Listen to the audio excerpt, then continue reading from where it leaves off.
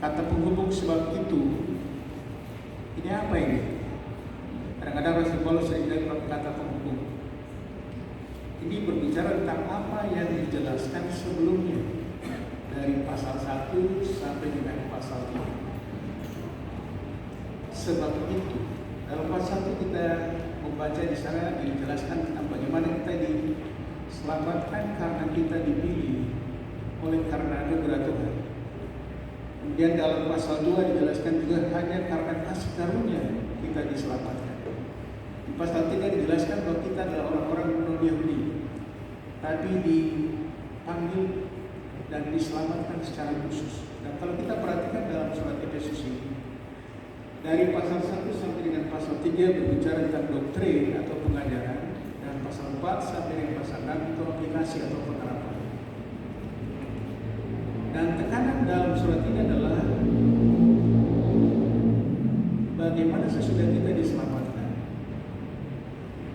kita mengambil bagian dalam pelayanan, diselamatkan untuk melayani Tuhan.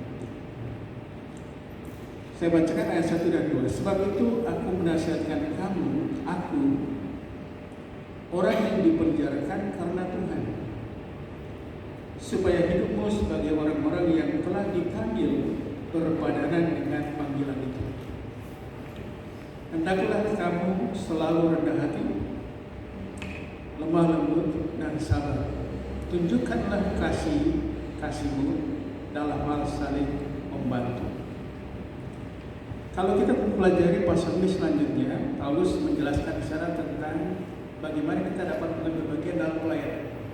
Dan dia menjelaskan juga tentang karunia-karunia rohani yang diberikan kepada kita untuk terlibat dalam pembangunan tubuh Kristus. Kalau kita perhatikan dalam pasal 2 ayat 10 juga di sana dikatakan karena kita ini buatan Allah, diciptakan dalam Kristus Yesus untuk melakukan pekerjaan baik. Pekerjaan baik itu adalah pekerjaan pelayanan yang Tuhan persiapkan kepada kita untuk melayani Dia. Dan kalau kita perhatikan di dalam ayat yang ke-1 tadi, Paulus menjelaskan tentang siapa dirinya. Dan dia berkata, aku orang yang dipenjarakan karena Tuhan.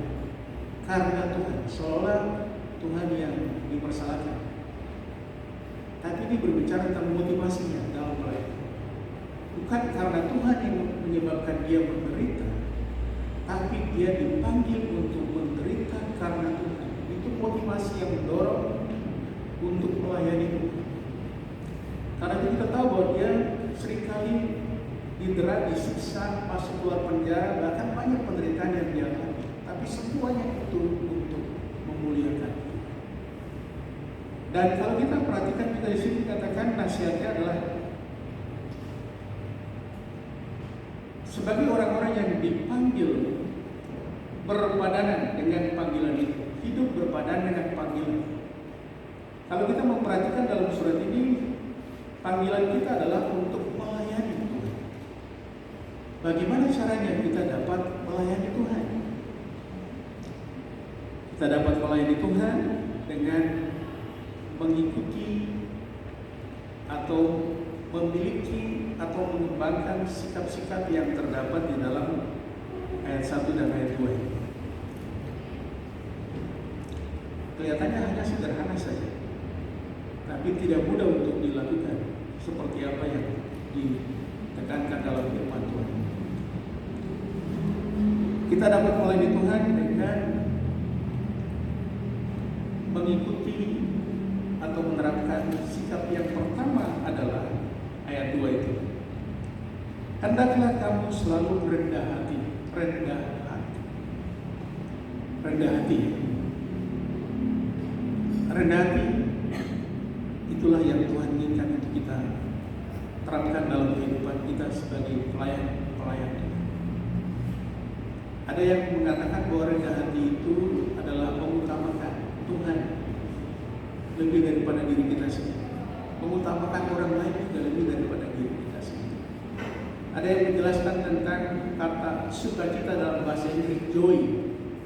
Joy itu Jesus, kemudian Jesus, others, orang lain, dan yourself. Yesus nomor satu, orang lain, kemudian baru kita, diri kita sendiri. Itulah sukacita. Sukacita untuk melayani Tuhan. Dengan penuh kerendahan hati, mengutamakan Tuhan, mengutamakan orang lain lebih daripada diri kita sendiri. Dan itulah yang diteladankan oleh Tuhan Yesus. Seringkali dia menunjukkan kerendahan hatinya dalam pelayanan. Dan Tuhan memanggil kita untuk meneladani Tuhan Yesus yang rendah hati. Alkitab mengatakan seperti Tuhan Yesus berkata dalam Matius pasal yang ke-11 itu ayat 28 kan dikatakan ya, aku lemah lembut dan rendah hati. Orang yang rendah hati itu memang sulit juga untuk ditemukan. Untuk menjadi orang yang sombong gampang, tapi orang yang sombong cepat sekali dilupakan. Orang yang angkuh dilupakan. Tapi orang yang rendah hati itu sulit juga untuk ditemukan. Tapi Tuhan mengajar kita untuk mengambil bagian dalam pelayanan, diperlukan kerendahan hati kita. Tidak mudah untuk mencari pujian. Kadang-kadang orang lebih mudah mencari pujian, ini dipuji dan sebagainya. Tapi Tuhan mau kita memiliki kerendahan hati dalam kehidupan kita. Kalau kita melayani sudah melakukan hal yang dengan susah payah, dengan keras, lalu kita tidak dihargai, tidak dihormati, kadang-kadang kita menjadi jengkel, marah dan sebagainya. Tapi Tuhan mengajar kita untuk melayani dengan rendah hati. Walaupun tidak dilihat orang, walaupun juga tidak ada pujian daripada orang, tapi Tuhan yang melihat. Dan diperlukan sikap seperti ini dalam pelayanan kita. Di gereja kita praktek pun Tuhan mau agar supaya kita menerapkan sikap rendah hati, menjadi pemimpin yang rendah hati. Tuhan Yesus juga mengajar dalam Markus pasal yang ke-10 ayat 45 kan, dia menjelaskan tentang siapa diri, seorang hamba yang rendah hati. Dan Yesus menjadi hamba yang rendah hati. Saudara yang dikasihi Tuhan, ada banyak hal yang dapat kita kerjakan dalam kehidupan dan pelayanan kita, tapi Tuhan mau kita memiliki sikap rendah hati dalam pelayanan, dalam melakukan tanggung jawab dan tugas-tugas kita juga untuk memuliakan Tuhan. Diperlukan kerendahan hati. Apakah saudara memiliki sifat ini yang paling menonjol dalam kehidupan saudara sebagai orang yang rendah hati di sini atau di pelayanan? Apa begitu? Ya, bukan untuk memuji diri kita, bukan. Tapi kita belajar untuk menjadi seperti Kristus. Karena Dia memanggil kita untuk menjadi seperti Dia. Dia membentuk kita, Dia memproses kita agar supaya kita menjadi seperti Tuhan Yesus. Memang mudah untuk menjadi marah kalau kita tersinggung atau kita disakiti oleh orang lain. Dan kadang-kadang sulit kali untuk menahan diri, ya, seperti yang Tuhan Yesus alami, rendah hati. Kemudian saudara perhatikan di sini juga. Selanjutnya kita dapat melayani Tuhan dengan sikap yang kedua, atau mengikuti teladan atau apa yang Tuhan inginkan di situ. Bukan saja kerendahan hati, tapi juga kelemah lembutan, lemah lembut. Ini bukan lemah gemulai ya. Lemah lembut ini juga sebenarnya sikap yang diperlukan dalam pelayanan kita. Bukan sikap yang lemah lembut lalu kita gampang terombang-ambing dalam kehidupan kita, bukan. Serta bahwa Tuhan Yesus juga memiliki sifat lemah lembut. Dalam Matius pasal yang ke-11 itu ayat 8 kan, belajarlah padaku karena aku lemah lembut dan rendah hati. Yesus lemah lembut. Lemah lembut dalam pelayanan yang dilakukan, tapi dia juga tegas, keras ketika dia melihat orang melakukan kesalahan dan dosa. Dia pernah mengusir orang-orang yang berjualan di bait Allah, ya, dengan keras menghajar orang-orang yang berjualan di bait Allah. Orang-orang yang melakukan kesalahan dia keras. Ingat juga Musa juga. Alkitab berkata dia adalah hamba yang lemah lembut. Tetapi di sisi lain dia orang yang keras juga, yang juga pemarah juga.